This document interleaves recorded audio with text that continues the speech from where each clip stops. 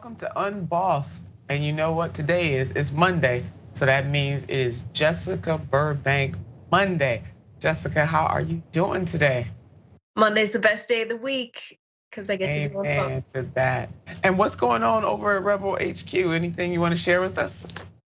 Yeah, look out for some more videos covering what's been going on in Los Angeles with Kevin DeLeon and Jason Reedy. Oh, my. All right, well, you guys don't want to miss that. Tune in to Rebel HQ. And so today, Jessica and I will be talking about the massive defense budget. It just continues to grow and grow and grow and grow. But meanwhile, domestically, they being this Congress, cannot find a bipartisan way to lift children out of poverty or to help their families that have universal health care, et cetera, et cetera. You know where I'm going with that. And a new WTF neoliberal. I know you're surprised and shocked, but we got a new one this time, so stay tuned. And finally, Starbucks workers across the country held walkouts all during the weekend, this past weekend, power to the workers. And don't forget to subscribe, to share the stream, and send some love in the comments. So we are about to get this party started. A congressional priorities. And you know what they prioritize the most? You guessed it, the defense bill. The House has passed the defense bill. Watch this. On this vote, the yeas are 350, the nays are 80. 2/3 being in the affirmative, the rules are suspended and the resolution is agreed to. And without objection, the motion to reconsider is laid upon the table. There you have it, 350 to 80, 88. Yeah, they did that. And all of the votes are needed. They're there. They won that vote and the bill goes off to the president. Now this legislation continues to increase the military budget, the Pentagon spending. Recent president, the spending just goes up, and up. No matter what they ask for in the budget, they continue to get more money than what they asked for. And so this bill was definitely bipartisan. Republicans joined Democrats to make this happen. Let us not forget that Democrats are still very much in control of both chambers of the Congress, and they're also in control of the presidency. So this one right here cannot be blamed on the Republicans. And let us show you how that money might be spent. So we're gonna put up this graphic, $858 billion defense spending. 10 billion in security aid for Taiwan, 800 million for Ukraine, 211 billion for personnel and health. That is a good expenditure. 19 billion for military construction, 30 billion for defense-related nuclear programs, 6 billion for the European Deterrence Initiative, and 4.6% raise in service member salaries. And they deserve those raises. Now we show you this next graph often because we want you to remember how much money we spend in the United States of America compared to our other sisters and brothers, family and friends, and also frenemies in the rest of the world. And the United States spends more on defense than the next 6 countries combined. Underscored, underlined it, exclamation point, message in a bottle. I want you to understand what we're saying here.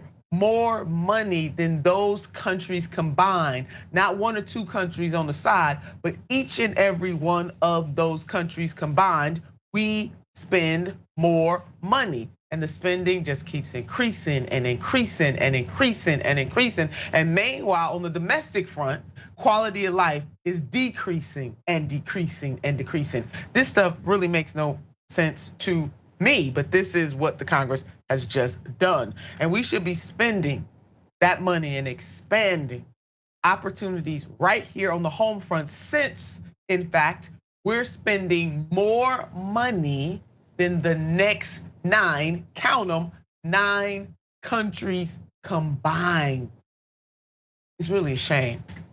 But of course, when we look at some of the domestic spending, like the child tax credit, we do have folks standing in the way of that, of expanding that child tax credit, restoring that child tax credit. And most of the people who are standing in the way are in fact Republicans, helped by the shadow president himself, Joe Manchin. So the GOP is refusing to even consider proposals to revive the child tax credit expansion that lifted millions of kids out of poverty, or millions of kids out of poverty last year, even though bringing the program back would cost a fraction of the Pentagon outlay. Leading Republicans readily confirmed their refusal to consider the CTC boost as part of the end of the year tax package. So let me get this straight. I know each and every one of them have children in their district, and I know each and every one of them have families in their districts that are struggling, but they just don't care. Because if you really want to know what elected officials care about, all you got to do is follow the money. Follow this $858 billion. Follow it. Follow the yellow brick road, baby. It's crystal clear. And let me remind you of the benefits of the child tax credit. Not that we should have to, but we're gonna do it anyway. The 2021 program, which expanded the existing CTC to include the poorest families and sent out payments of up to $3,600 per child in monthly increments, spurred a historic drop in obscenely high US child poverty rate before it expired at the end of last year, thanks to shadow president himself, Senator Joe Manchin, and the GOP's opposition to extending the benefit. Jessica, I will never understand this. Nobody will ever get me to understand it. It absolutely makes no sense. And not only, this is not just about Senator Joe Manchin, although we're highlighting him above the other folks, but why folks ain't raising hell in that Congress? Why aren't they running in the streets? Why aren't they calling on their constituents to be at the Capitol on a regular basis to cry bloody murder? And I mean that, over allowing or catapulting children and their families back into poverty. Yeah, it's the classic money for wars but can't feed the poor. This is, exactly how business as usual goes in the United States of America, because we tell people, or the government rather, tells people that there's something more complicated going on than just we've decided to allocate money in a way that's antithetical to you living a good and healthy life. The Pentagon just failed its fifth audit. The US military is the only agency to never pass an audit. Of the 27 areas that they spend money on, only 7 of them had a good financial bill of health and they could account for where those dollars went. And what is our solution to give them more money, $858 billion, when instead Congress could vote to fund many other things, the child tax credit, a transition to renewable energy, universal health care, things that would actually increase our productive capacity and produce more things of value for our country. Instead, we're investing in things that are terribly destructive, not only for the country and the people we're sending abroad, but for other countries around the world that the US military goes on to destabilize. And so when we think about who we're voting for, we need to understand we're voting for people who have the power to control where new money goes. And this whole pay for game, when it comes to things that benefit working people, we always ask, how are you gonna pay for it? How are you gonna fund it? That question is never asked when it comes to defense spending. Never asked, and they always find a bipartisan way to increase that budget.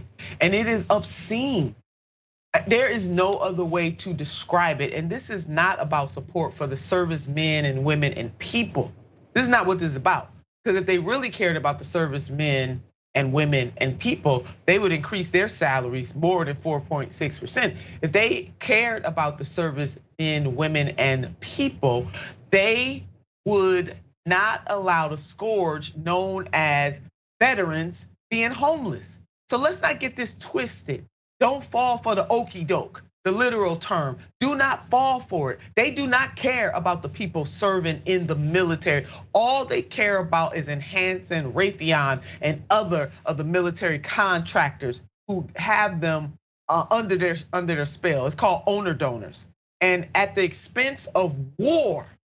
I mean, who in the heaven wants another war? We cannot, war WW3, can't even imagine it. Because the type of technology that we have today compared to WW1 or WW2, it is called annihilation, baby.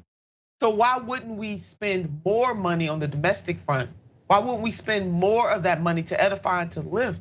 But oh no, that's way too much to ask. So this bipartisanship nonsense, it really drives me. Let's put up this headline: child tax credit lifted 3 million kids out of poverty in July. So what this Congress is saying And this president too, by extension, because they increased his budget, they're saying they really don't care that those 3 million children are being catapulted back into poverty, which means that their families are living in poverty too.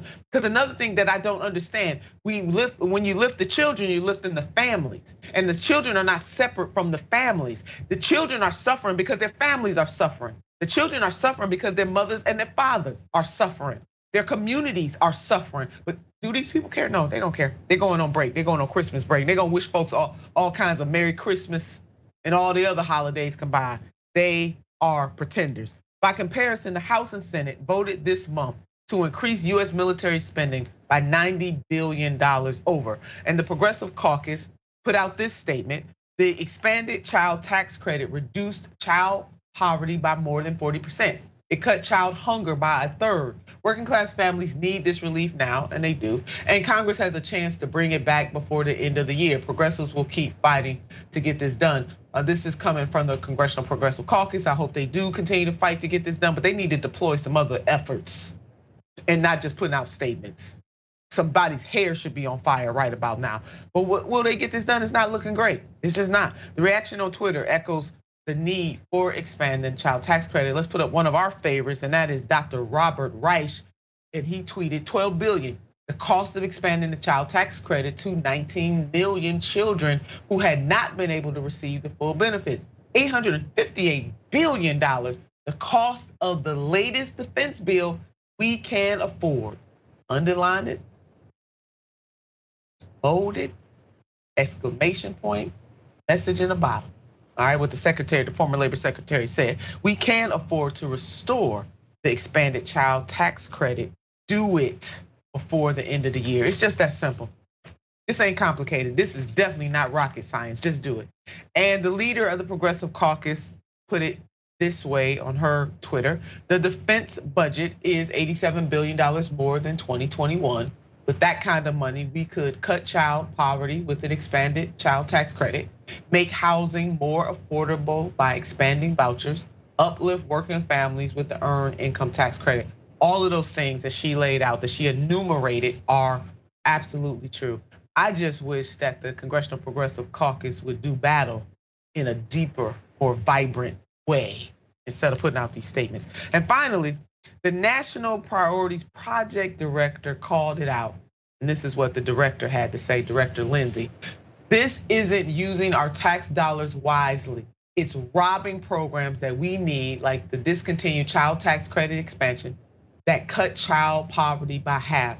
The only winners here are the military contractors who commandeer roughly half of the Pentagon's budget in any given year. You better lay that out, Director. That's who the winners are, and the people are the losers. We're gonna continue to push on this, and hopefully we'll get some Progressive Caucus members who'll be running in the streets, crying bloody murder over what is happening. Or maybe why don't they flex their power and stop some stuff like the shadow president does? Why should he get to have all the fun? Congressional Progressive Caucus, we see you. You gotta do a little more.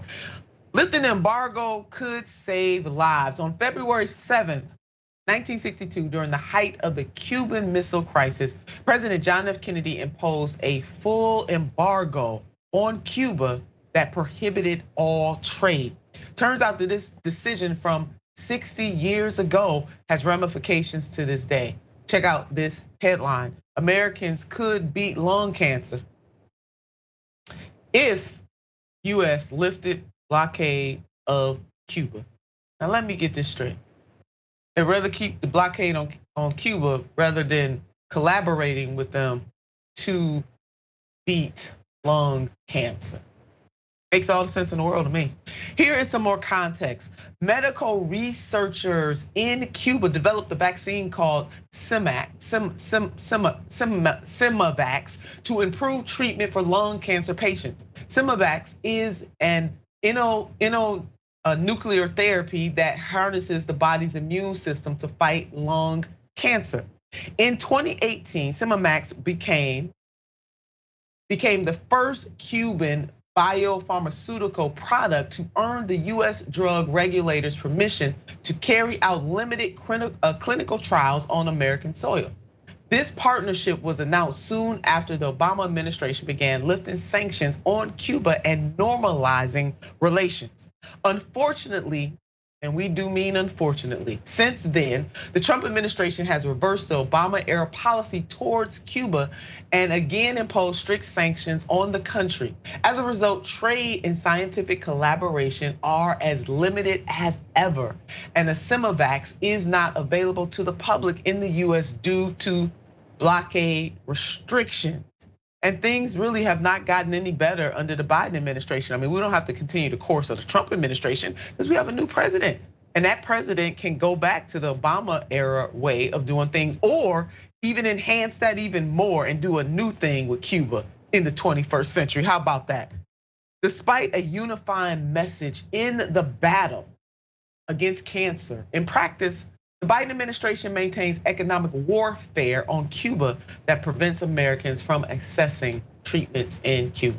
Jessica, I find this too very outrageous. And to me, it doesn't matter what the president, who the president is and what their political affiliation is. This is outrageous. Yeah, it's absolutely absurd. It reminds me of a kind of an interesting story when it comes to how the United States deals with other nations, especially in the context of the Cold War. So there's this story of someone going to Russia and trying their cheese and saying like, oh, you guys have a bunch of different cheeses that you import from different places.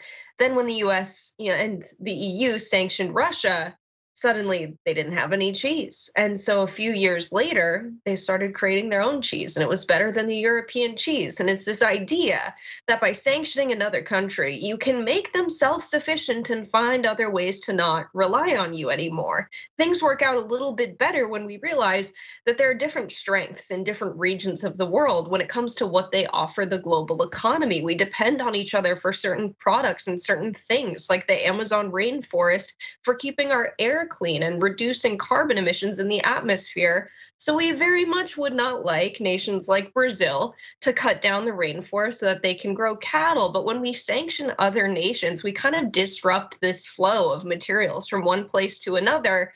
And similar things happen in Cuba, but for some reason we have this perception that we're the United States and of course the other nation will be harmed so much more than us. We actually have a lot to learn from other nations and a lot to benefit from when we trade with them and do so fairly. And the fact that we've cut off relations with Cuba has actually hurt us more than it has the Cubans. Yeah, it really has. There is an ecosystem that has a delicate balance, whether we're talking about the ecosystem of nature or the ecosystem of how we deal with one another.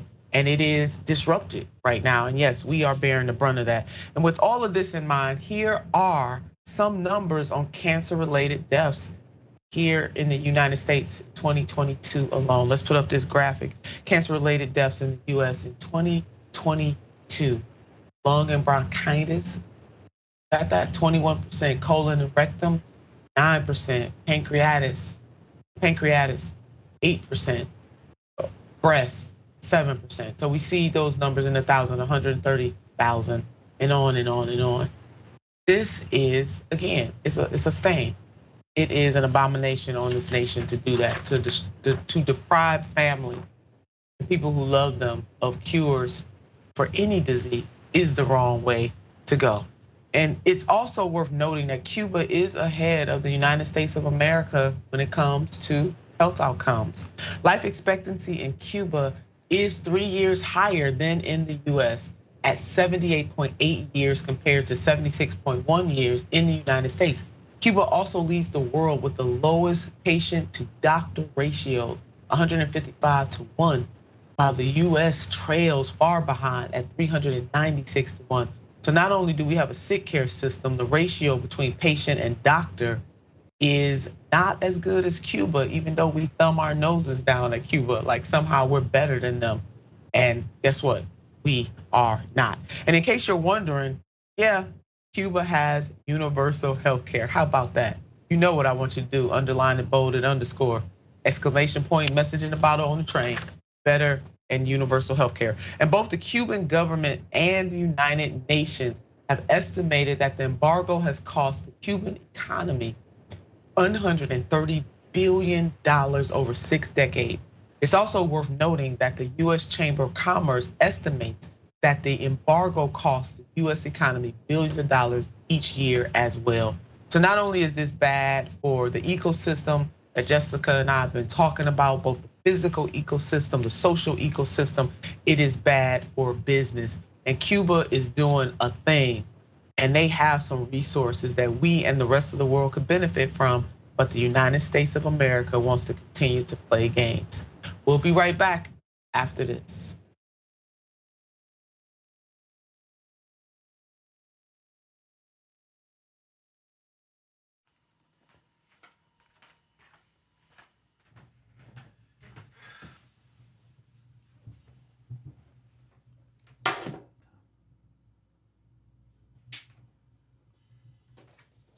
Welcome to the Damage Report. I'm John Idarola. This is gonna be a big one. Meanwhile, in the Arctic, you know where this is going. You watch the Damage Report, the Arctic's on fire. Obviously, why would we be talking about the Arctic except to tell you that it's melting once again? The Republicans aren't that interested in it. I wonder why. Lift out of poverty up to 3.7 million people, including an estimated 1.3 million children.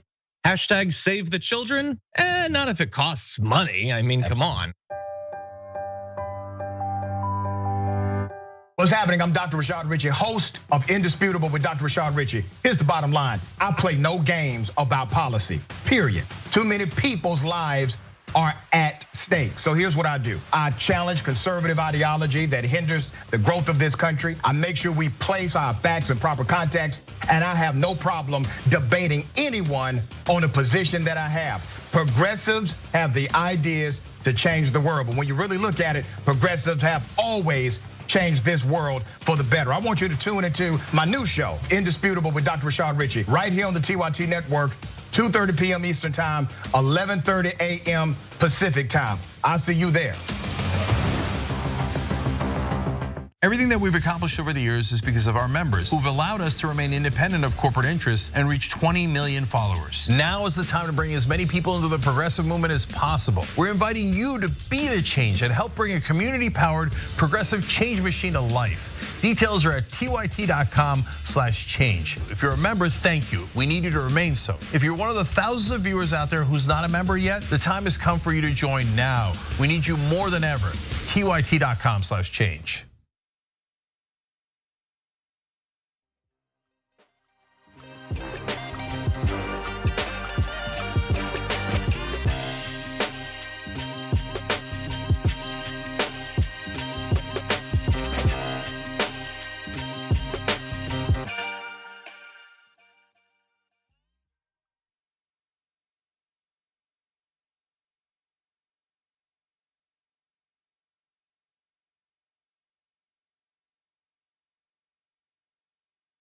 Welcome back to the show, my favorite part. But before we get to our viewer comments, we want to remind you, please phone a friend, send them a text message or a message in a bottle, and tell them to tune in to Unbossed on weekdays, Monday, Friday, 4 p.m. Eastern Standard Time, 1 p.m. PST Pacific Time. Do that for us. Share the love. Have people join you on this journey with us. And we have an exciting documentary coming out to close out our 20th anniversary celebration this year. We've made a documentary, it's called We Move Generations, and it gives a never before behind the scenes reflections on what it took for TYT to be born. And you're gonna see reflections from Anna, from Jink, from John, from JR, and they're gonna give us an inside look about TYT from the past and the present. Might even get a sneak preview about what's gonna happen in the future. So please sign up, become a member so that you can see that wonderful documentary. It is available, just go to tyt.com/join. And Turks and Jerks, we're approaching the end of the year. Join Jink, Anna, Brett, Dave Schuster, and the crown to crown the ultimate Turks and Jerk of the year. Tune in as we discuss the best and the worst people of 2022. You should make your own list up too and then compare it to their list and see how you guys mesh. So watch on Thursday, December the 29th at 8 p.m. Eastern Standard Time, 6 p.m. Pacific Time on tyt.com live on YouTube. You definitely do not want to miss that. And on to our magnificent viewers. We're gonna start with our TYT members. Nikki, until they pass an audit, the Defense Department should not be funded.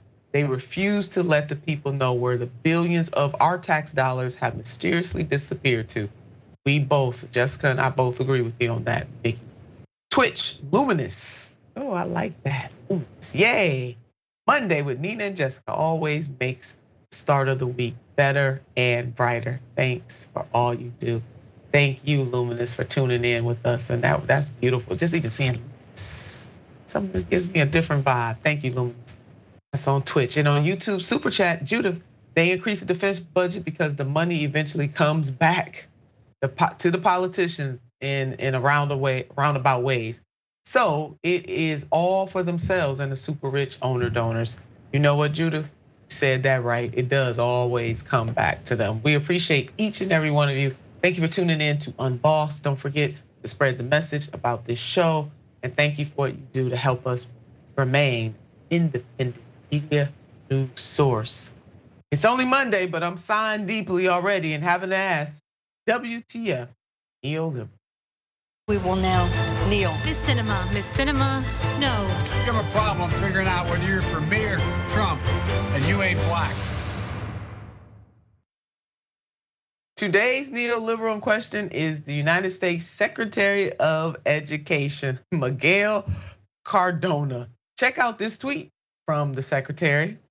Every student should have access to an education that aligns with industry demands, and I just cannot believe it.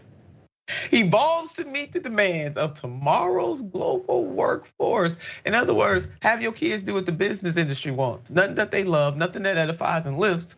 It is only what the corporatists want. That's pretty much what the Secretary of Education is saying. And this is a big no, Mr. Secretary. And foremost, every student should have access to education, and the type of access to education that aligns with their learning and their growth and things that edify them, not just corporations.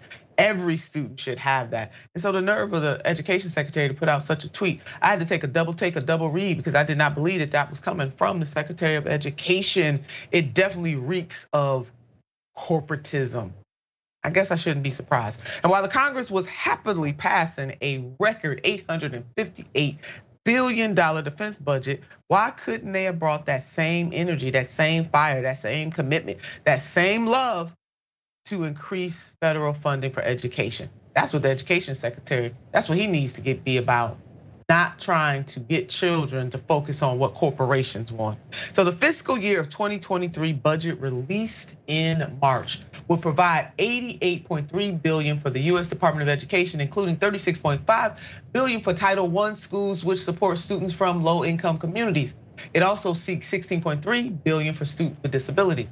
The spending plan devotes $1 billion to provide more school-based mental health professionals, including school counselors, nurses, school psychologists, and social workers. $36.5 billion for Title I, $88.3 billion overall, compared to a $358 billion military budget. Jessica, it's hard for me to keep my cool. Yeah, it's really annoying when someone who's spent their life and their career in the education field still sees this kind of spending for education as a one-time expense with no return. Spending on education's an investment, and it's a smart economic investment when you're training a workforce to do things that they want to do, that they're good at doing, not just things that you can learn in regular public schools, but also when you go on to higher education and have publicly funded colleges and universities, but also trade schools if there's something kids want to do there. It's not about training someone up to be useful to the current bosses in the corporate workforce in the United States. It's, hey, what do we need to get done as a humanity, as a society? And when you invest in training people up to go on to do certain things, you're investing in the productive capacity of your economy, and eventually you'll be able to create and produce more. It's not like it's this expense. And it's the kind of spending that will lead to things like inflation if you say we forgive student loan debt or make college free. That's not how that works. When you're increasing the productive capacity of the economy, it's always a worthwhile investment. Not to mention, this guy is the guy that has the power to forgive student loan debt. And we shouldn't really say forgive, we should say cancel, because really the people that are getting forgiven are the banks for screwing over all of the students in the schools with these predatory loans.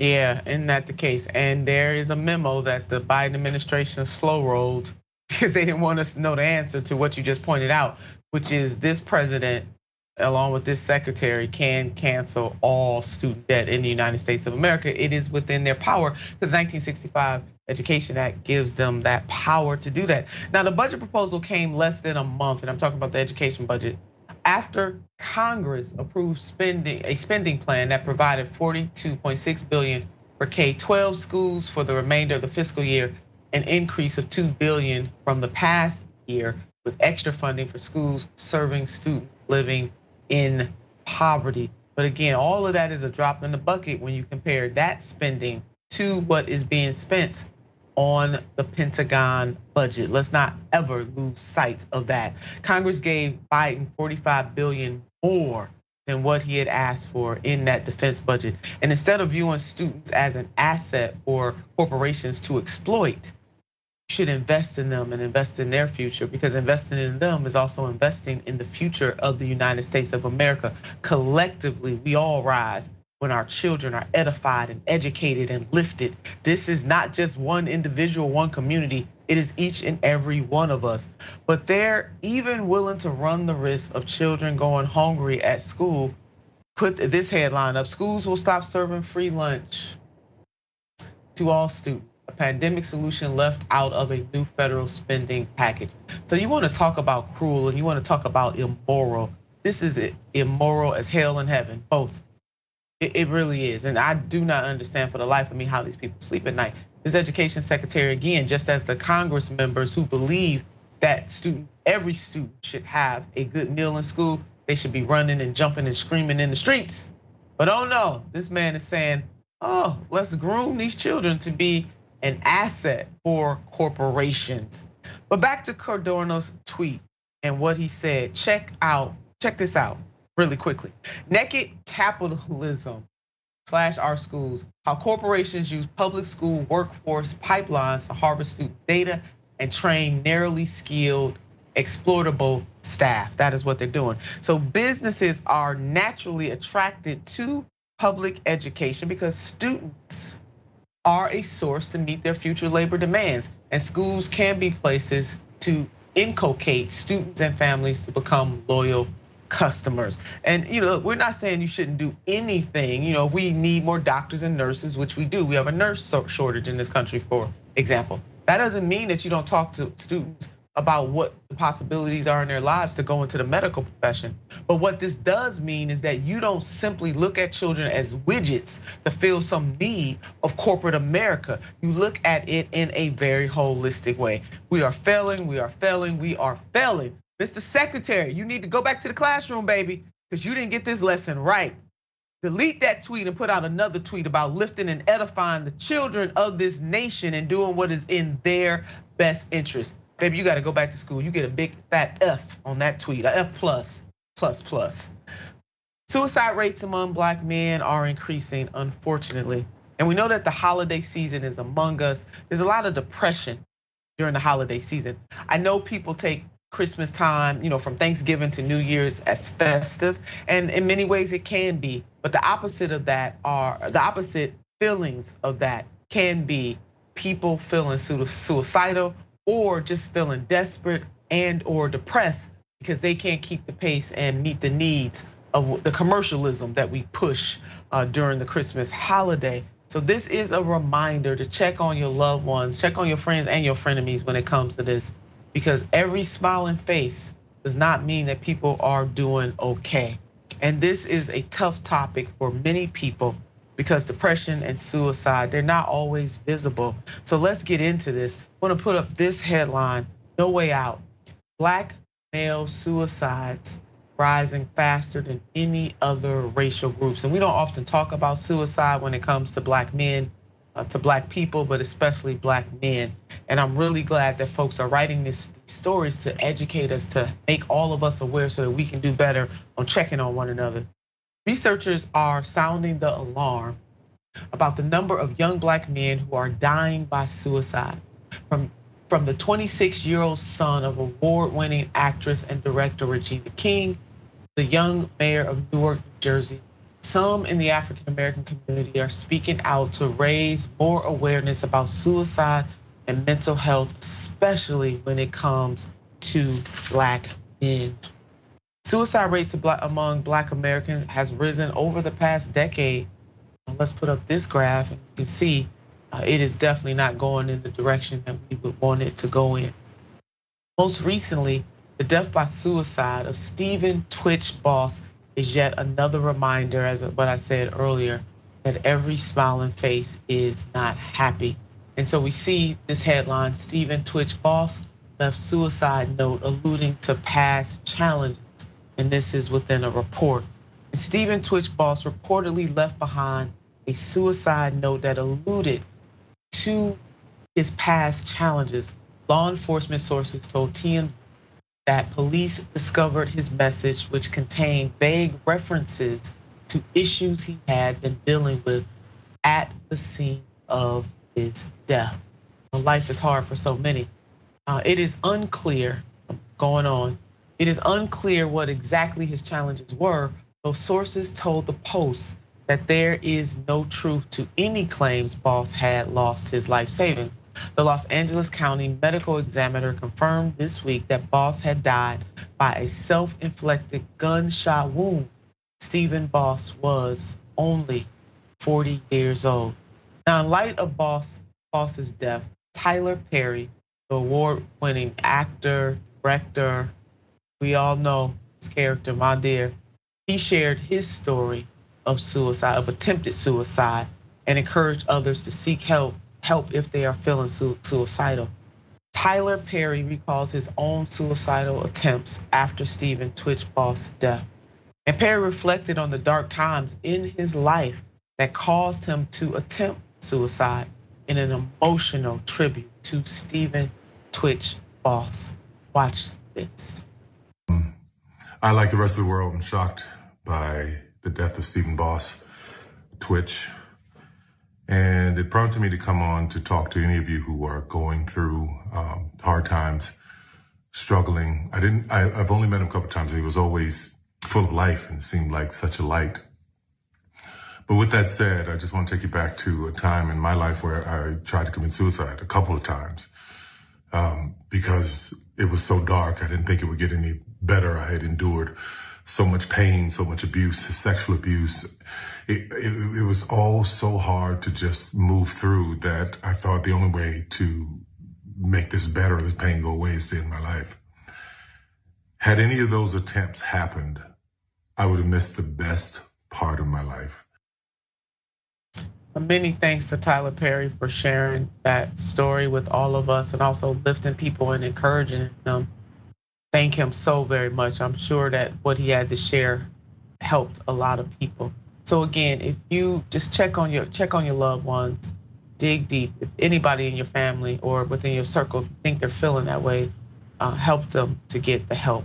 So while rates of suicide and anxiety have risen sharply during the pandemic, and that should definitely come to no surprise to any of us, a recent study from the journal JAMA finds that suicide attempts were rising at an alarming rate long before COVID-19.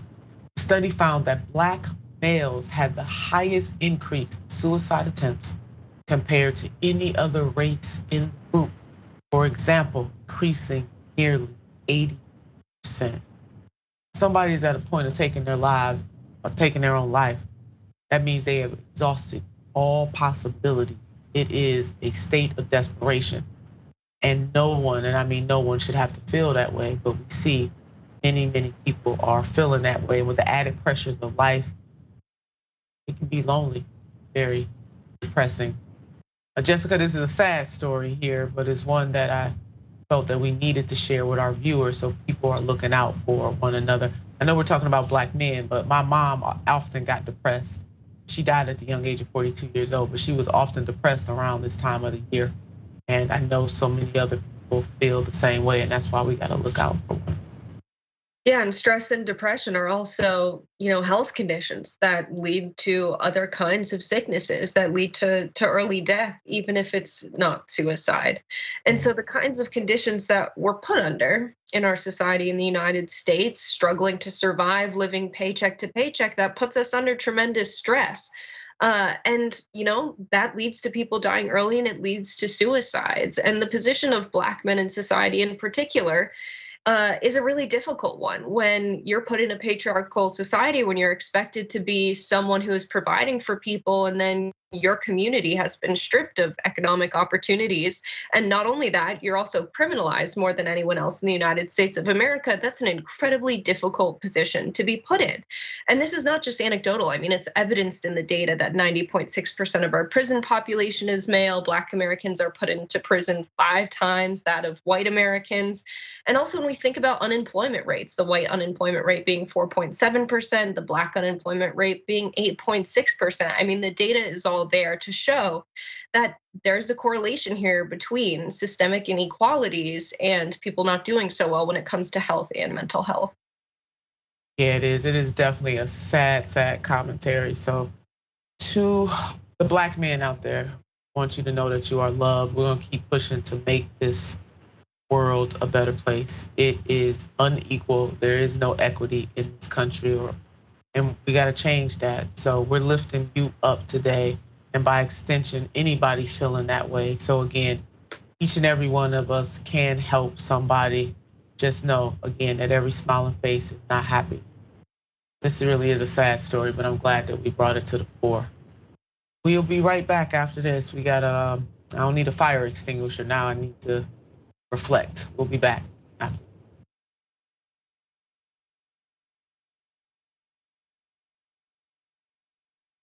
Cenk Uygur is not here today, which means that I will be able to talk during the show. We'll see. We'll see. Poor Cenk, under the bus. My God, if Jesus came back, how much would the Republicans hate him? Now you have to give away all of your possessions to the poor. Steve King would be like, oh, Weezy. Everyone should be lucky enough to have a John Iadarola in their life. You confused everyone? Okay, sorry, I thought it was pretty clear. Take a break now. You can turn me to Dr. Manhattan as long as I get what Dr. Manhattan's packing, okay? The liberal mom says, Mark Thompson, have you ever thought about doing one of those tapes that soothe people to sleep? Like Mark Thompson reads the phone book. I'd buy it. If you'll buy it, I'll do it. Emilio D'Amelio writes in, John, you are so thick. I love you.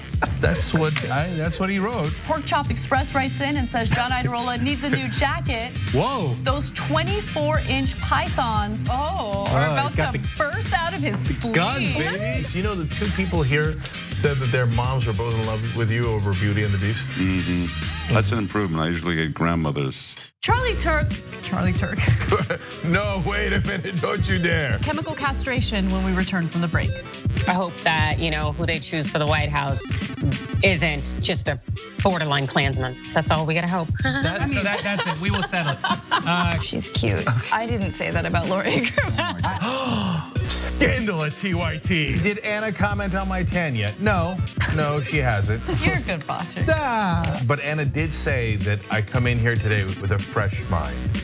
That's all I'm about. I'm about a fresh mind. I can't with you right now. Okay? She just can't. She can't, but nonetheless, we have to for another 3 hours. I'm back, baby. Let's rip in the Republicans. See, don't miss the live show. That's great. Tell people, if you're a member, you get the whole live show whenever you want, because this stuff doesn't go into any of the clips.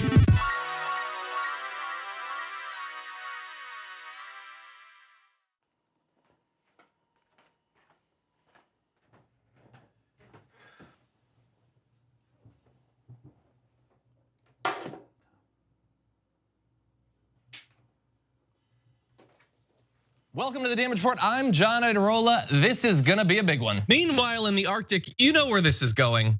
You watch the Damage Report, the Arctic's on fire. Obviously, why would we be talking about the Arctic except to tell you that it's melting once again? The Republicans aren't that interested in it. I wonder why. Lift out of poverty up to 3.7 million people, including an estimated 1.3 million children. Hashtag save the children? Not if it costs money. I mean, come on. What's happening? I'm Dr. Rashad Richey, host of Indisputable with Dr. Rashad Richey. Here's the bottom line. I play no games about policy, period. Too many people's lives are at stake. So here's what I do. I challenge conservative ideology that hinders the growth of this country. I make sure we place our facts in proper context, and I have no problem debating anyone on a position that I have. Progressives have the ideas to change the world, but when you really look at it, progressives have always changed this world for the better. I want you to tune into my new show, Indisputable with Dr. Rashad Richey, right here on the TYT Network, 2:30 p.m. Eastern Time, 11:30 a.m. Pacific Time. I'll see you there. Everything that we've accomplished over the years is because of our members who've allowed us to remain independent of corporate interests and reach 20 million followers. Now is the time to bring as many people into the progressive movement as possible. We're inviting you to be the change and help bring a community-powered progressive change machine to life. Details are at tyt.com/change. If you're a member, thank you. We need you to remain so. If you're one of the thousands of viewers out there who's not a member yet, the time has come for you to join now. We need you more than ever. tyt.com/change.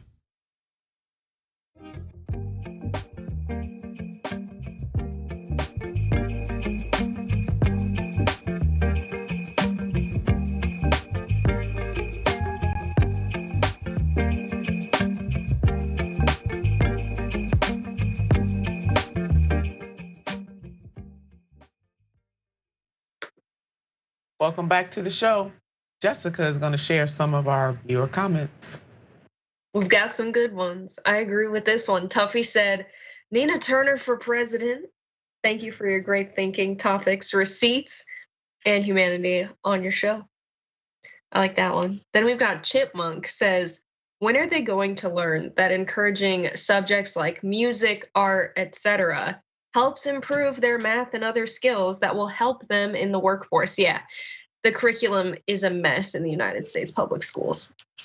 And then we've got Jorgen says, Nina is a goddess for me. I love what she stands for. Humankind needs strong people like Nina. Agreed. Oh, thank you, Jorgen. And thanks to everyone who shared their comments with Jessica and I. We really do appreciate you on Unbossed, and we especially appreciate you on the TYT network. We couldn't do what we do without people like you. So thank you so very much. The GOP steals progressive talking points. Yes, they do. They are thieves, not just in the night, the daytime too.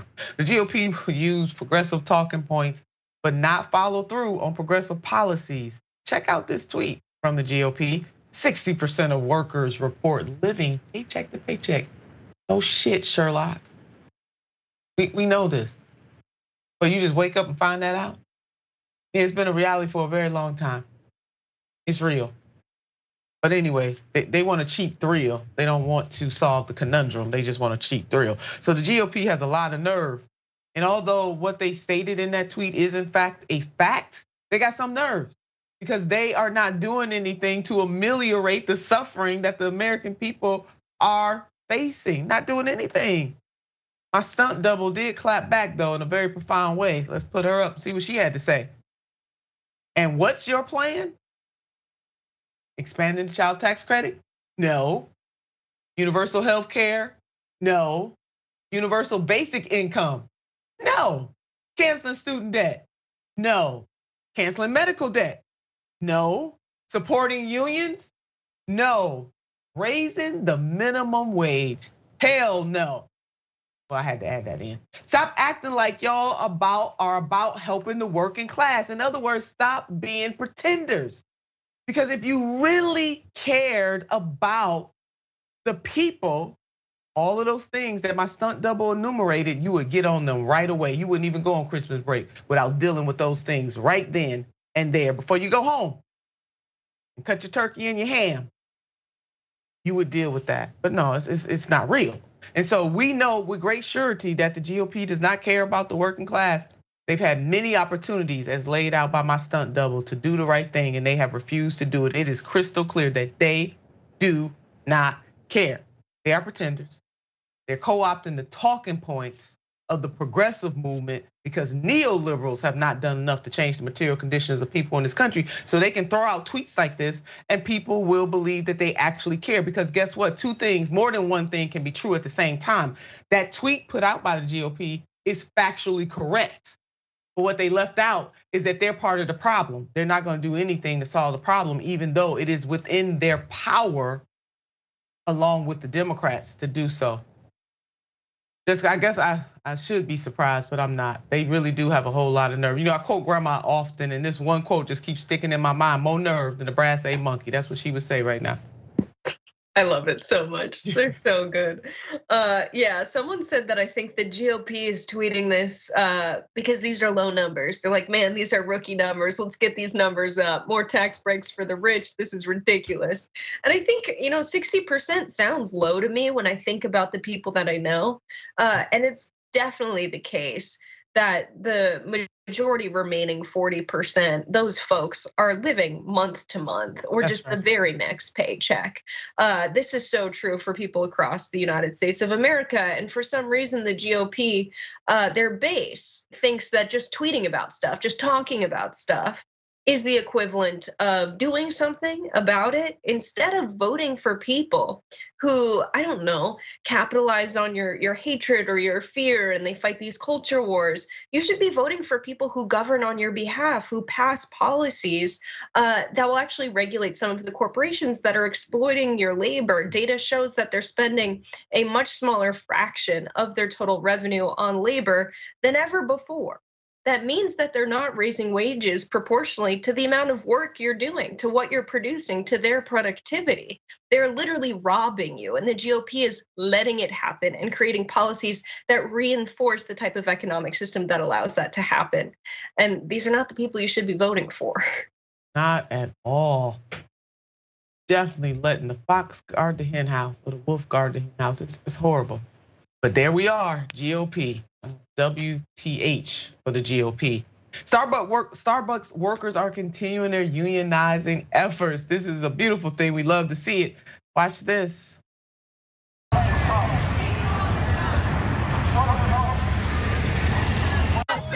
right.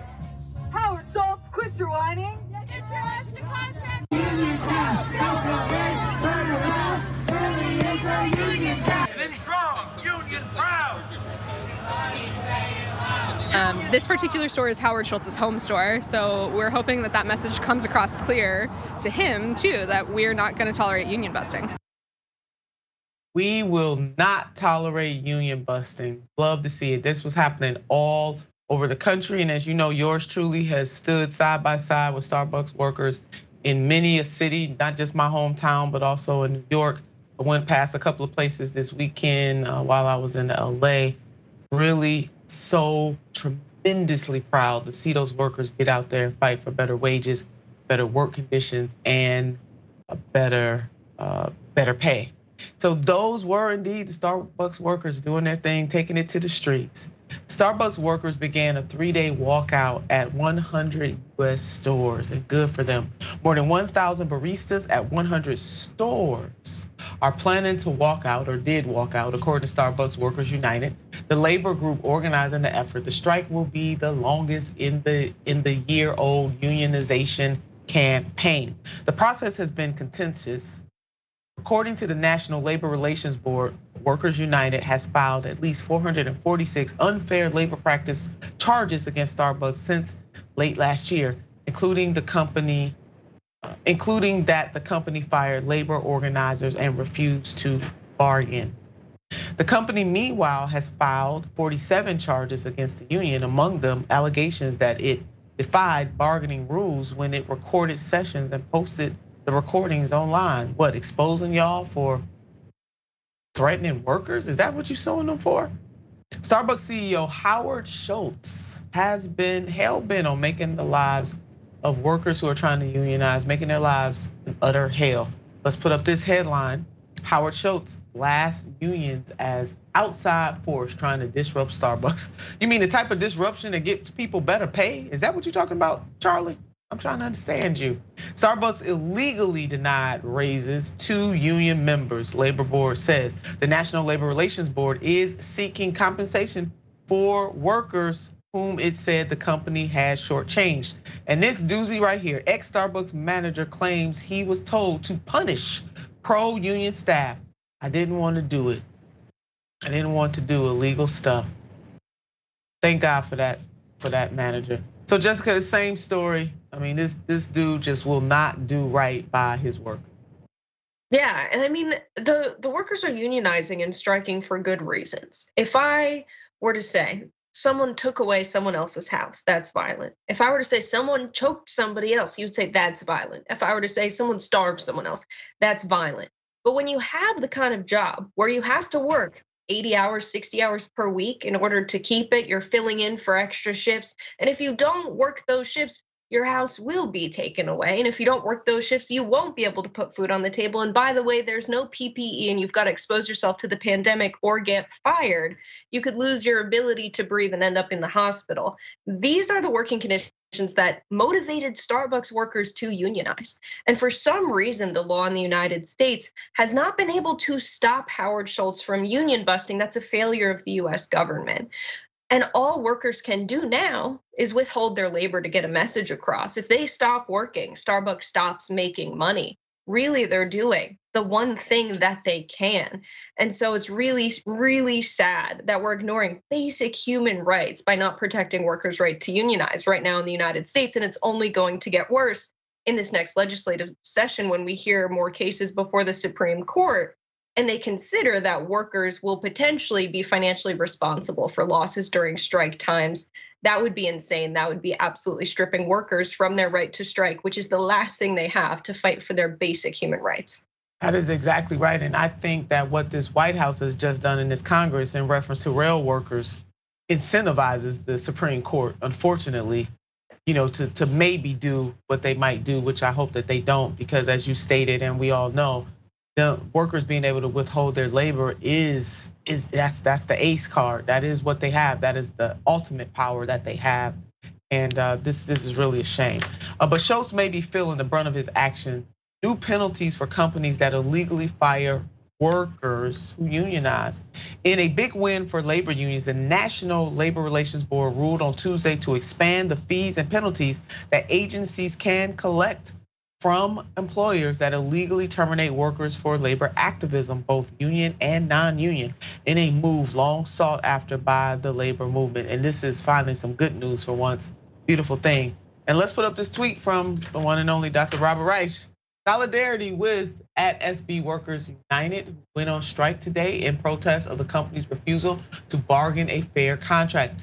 If the CEO of Starbucks can't afford a super yacht with a helicopter pad, he can afford to meet the very reasonable demands of his unionized workers. Bolded, underlined, and underscored. Yes, he could afford to do that. And for our Wishbone, yeah, we're getting back to the bones now. Hoping, wishing, and praying. We are going to continue our uplift of the one and only Dr. Robert Reich. Dr. Robert Reich was former labor secretary to President Bill Clinton. He has a heart for the people. He is an activist, he is an academic, he is an economist, and he is absolutely a truth teller. If you have not seen his documentary, Inequality for All, I encourage you all to watch that documentary. It is one for the ages, and he breaks it down. And you know what, speaking of breaking down, nobody breaks down complex topics about economics the way that Dr. Robert Reich does. He has some of the most exciting vignettes that teach us about the economy, what is really driving inflation and other complicated matters, all things economy. And he sometimes does them in a very, very funny or satirical way. So Dr. Robert Reich, the ultimate teacher. So let's put up this quote from Dr. Robert Reich, which is very fitting with the story that Jessica and I just did about Starbucks workers.